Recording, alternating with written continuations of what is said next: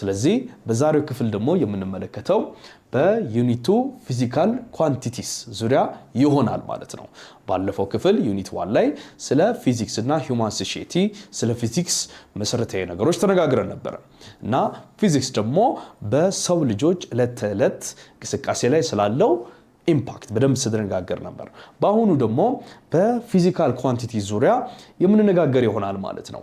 እንግዲህ ከዚህ ቻፕተር ወይንም ከዚህ ክፍል ምን እንጠብቅ? የመጀመሪያ ዲፋይን ፊዚካል ኳንቲቲስ ኤንድ ዜር ኢምፖርታንስ። ስለዚህ ፊዚካል ኳንቲቲ ምንድነው? ምን ፊዚካል ኳንቲቲዎች አሉ እና ደግሞ ጥቅማቸው ምንድነው የሚለው ነገር እንመለከታለን። እንዲሁም በፋንዳሜንታል እና በድራይቭድ ፊዚካል ኳንቲቲስ መካከል ያለውን ልዩነት የምንመለከት ይሆናል። በሌላ በኩል ስለ ኤስአይ ዩኒትስ ኢንተርናሽናል ሲስተምስ ኦፍ ዩኒትስ የምንመለከት ይሆናል ማለት ነው። ስለዚህ ስለ ኤስአይ ዩኒት አይነቶች እንመለከታለን። በሌላ በኩል ደግሞ ስለ ሜዠርመንት ቱሎች ስለ መለኪያ መሳሪያዎች እና ስለ አኩሬሲ ወይንም ደግሞ ትክክለኛን ዳታ ስለማግኘት የምንነጋገር ይሆናል ማለት ነው።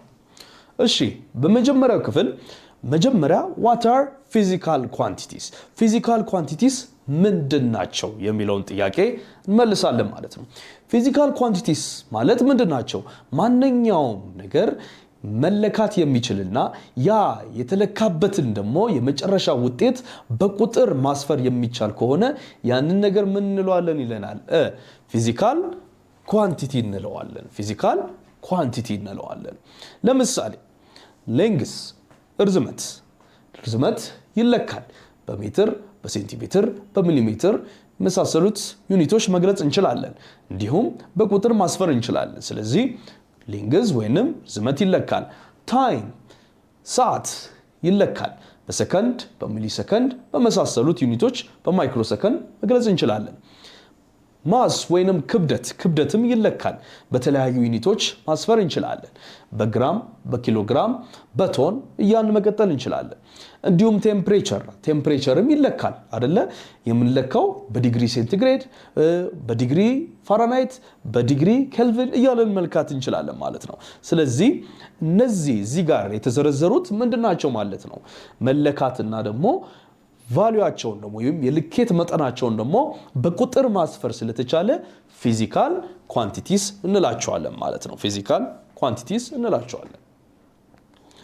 እሺ በቀጣይ ደግሞ ስለ ስኬል እንመለከታለን። ስኬል ማለት ለምሳሌ እዚህ ጋር የምትመለከቱት ምን አለ?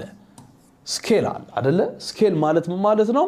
ማንኛውም ቁጥሮችን ያማከለ አንድን ነገር ለመለካት የምንጠቀምበት የቁጥሮች ሲስተማቲክ ወይንም ደግሞ ስትራክቸርድ በሆነ መልኩ የተቀመጡበት ማንኛውም አይነት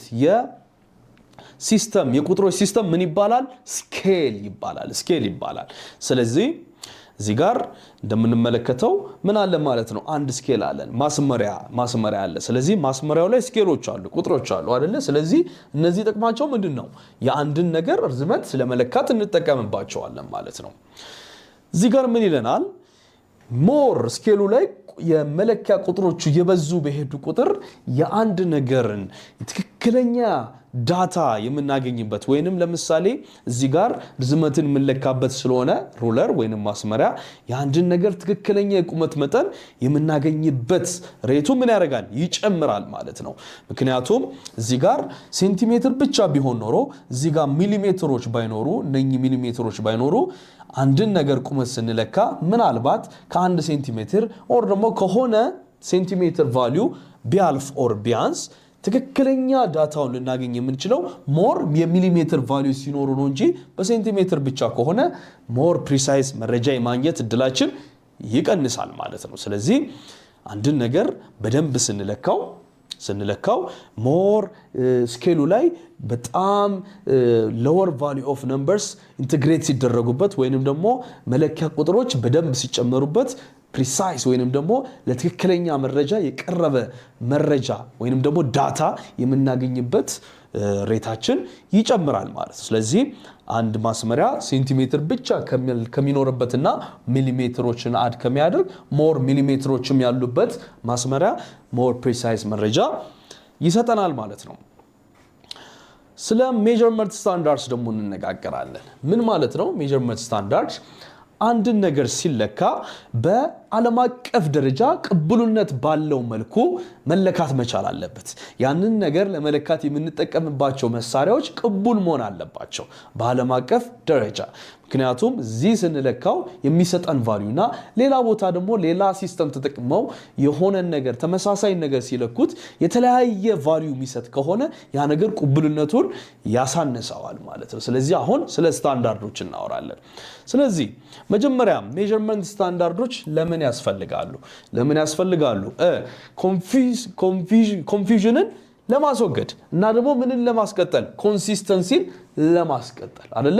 ቅድም እንዳልኳችሁ አንድን ተመሳሳይ ነገር ስንለካ የተለያየ ቫልዩ ወይንም የተለያየ ዳታ የሚሰጠን ከሆነ በተለያዩ ሜዠርመንት ሲስተሞች ተጠቅመን ያ ነገር ምን ይፈጥራል ማለት ነው? ኮንፊውዥን ይፈጥራል እና ደግሞ ኢንኮንሲስተንት ይሆናል ማለት ነው። ትክክለኛ ዳታ አይሰጠንም ማለት ነው።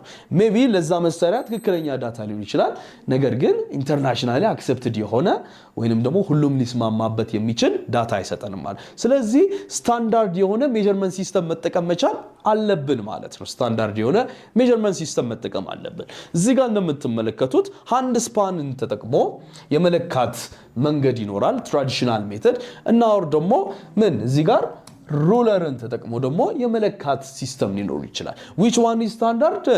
ሩለርን ተጠቅሞ ወይንም ማስመሪያን ተጠቅሞ መለካት ኢንተርናሽናሊ አክሰፕትድ ዌይ ኦፍ ሜዠርመንት ነው። ስለዚህ ሜዠርመንት ስታንዳርድ ነው። ነገር ግን ሃንድ ስፓንን ሲጠቀም አንድ ሰው የእጅ መዳፉን ስለሆነ የሚጠቀመው እሱ የለካበትና ሌላ ሰው ደግሞ የሚለካበት የልኬት መጠን ሲለካው እኩል መጠን ላይኖረው ይችላል አይደለ?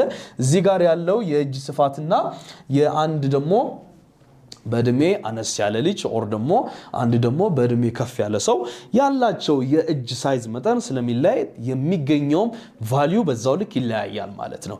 እንዲሁም ደግሞ ኪዩቢትን በመጠቀም ክንድን በመጠቀም የመለካት አካሄዶች ነበሩ። ፔዝ ደግሞ እርምጃን በመጠቀም የመለካት አዝማሚያዎች ነበሩ። እነዚህ ግን ትራዲሽናል ሜተዶች ናቸው እና ደግሞ አኩሬት የሆነ ኦር ፕሪሳይስ የሆነ መረጃ አይሰጡም ማለት ነው። ስለዚህ ስታንዳርዶችን መጠቀም አለብን። ምንን አቮይድ ለማድረግ? ኮንፊውዥን እና ምን ደግሞ እንዲኖር ኮንሲስተንሲ እንዲኖር እነዚህን ሜተዶች መጠቀም መቻል አለብን።